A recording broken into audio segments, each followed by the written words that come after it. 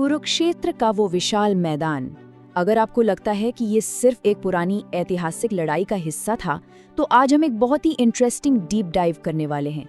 दरअसल आज के इस एनालिसिस में हम देखेंगे कि कुरुक्षेत्र का मैदान हमारे अपने दिमाग के अंदर चलने वाले रोजाना के इनर वॉरफेयर का एक परफेक्ट आईना है, एक बिल्कुल शीशे की तरह।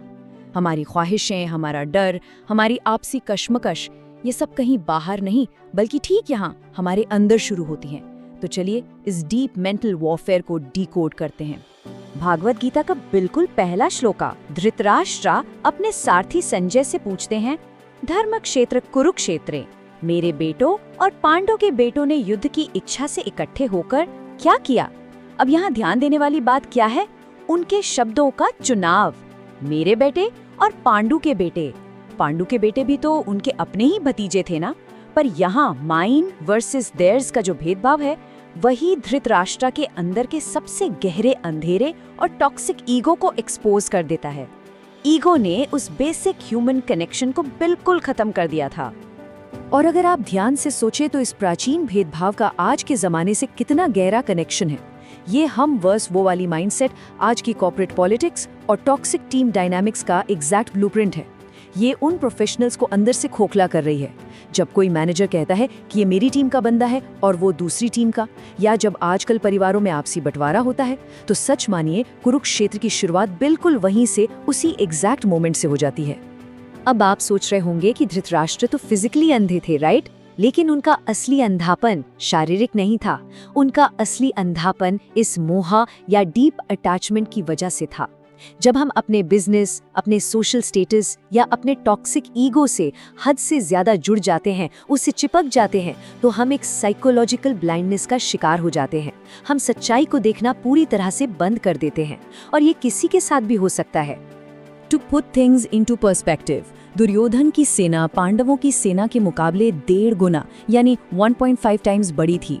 उसके पास ज्यादा लोग थे, बेटर हथियार थे और एक मैसिव स्ट्रक्चरल पावर थी। फिर भी एक बहुत ही सरप्राइजिंग फैक्ट है, इन सब के बावजूद दुर्योधन पूरी तरह से डर और एंजाइटी से घिरा हुआ था। बाहर से स्ट्रॉन्ग, पर अंदर से वो लिटरली कांप रहा था। और उस डीप रूटेड डर को छिपाने के लिए दुर्योधन क्या करता है?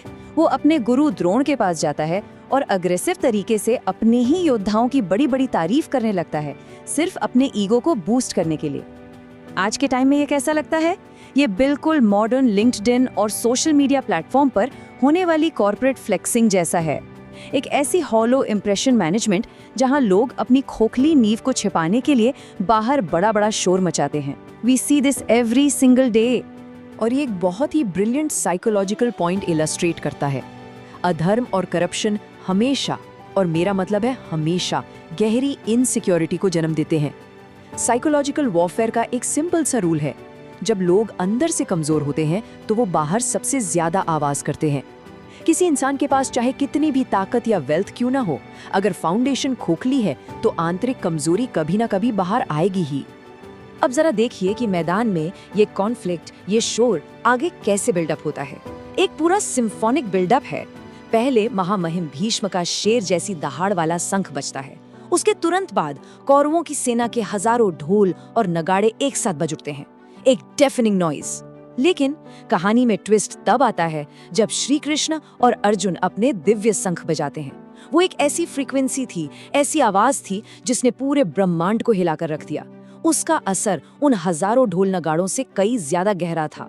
इन दिव्य शंखों की आवाज के लिए एक बहुत पावरफुल फ्रेज यूज हुआ है, हृदयानी व्यतारियायत। इसका मतलब है इस आवाज ने धृतराष्ट्र के बेटों के दिलों को पूरी तरह से छिन्न-भिन्न कर दिया, शैटर कर दिया। इसे आज के कॉन्टेक्स्ट में समझना हो तो एक मॉडर्न विसल ब्लोअर के बारे में सोचिए।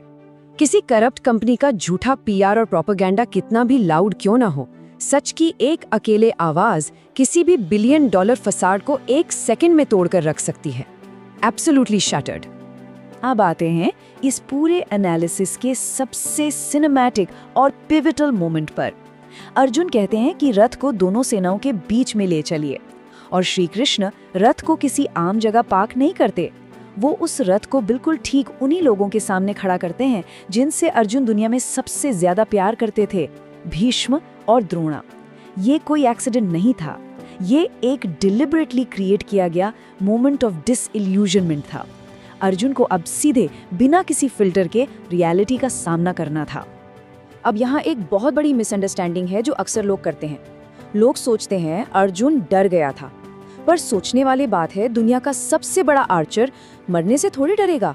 वो अपने ही दिमाग और अपनी ही इंटेंस फीलिंग्स की वजह से पैरालाइज हो गया था, जिसे हम अर्जुना विषाद कहते हैं। वो एक्चुअली कोई कायरता या कावर्डिस नहीं थी, वो एक आम इंसान के दिमाग का अल्टीमेट इमोशनल और एग्जिस्टेंशियल क्राइसिस था, जब अचानक सब कुछ अर्थहीन लगने लगता है। उस क्राइसिस में अर्जुना की फिजिकल हालत क्या होती है? हाथ कांप रहे हैं, मुंह सूख रहा है, स्किन जल रही है, दिमाग चक्कर खा रहा है और हाथ से उनका फेमस गांडीव धनुष स्लिप हो रहा है। नाउ टेल मी, ये सिम्टम्स आज के ज़माने में काफ़ी जाने पहचाने लगते हैं ना?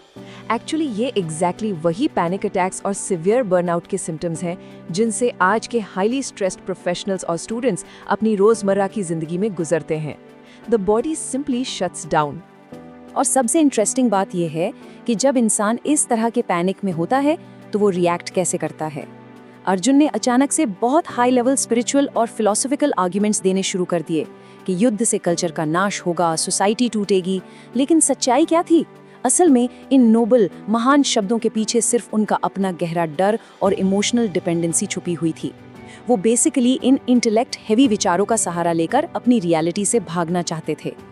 आज के वक्त में इसका एक परफेक्ट एग्जाम्पल दूं, ये बिल्कुल वैसा है जैसे एग्जाम से पहले एक स्टूडेंट अचानक कहने लगे कि यू नो व्हाट, ग्रेड्स तो मैटर ही नहीं करते, जबकि रियलिटी ये होती है कि वो बस अपने फेल होने के आंतरिक डर को रैशनलाइज कर रहा होता है। एक बड़ा कॉप आउट। हम सब किसी न किसी रूप में अपना शार्प इंटेलेक्चुअल माइंड इस्तेमाल करते हैं सिर्फ और सिर्फ अपनी डीप इमोशनल वीकनेसेस को छुपाने के लिए। It's a universal human trait. और आखिरकार बात वहां पहुंचती है जहां एक अल्टीमेट सरेंडर जरूरी हो जाता है। हथियार छोड़ देना, रथ पर बैठ जाना और सबसे इम्पोर्टेंट, अपने ईगो को कंप्लीटली तोड़ देना।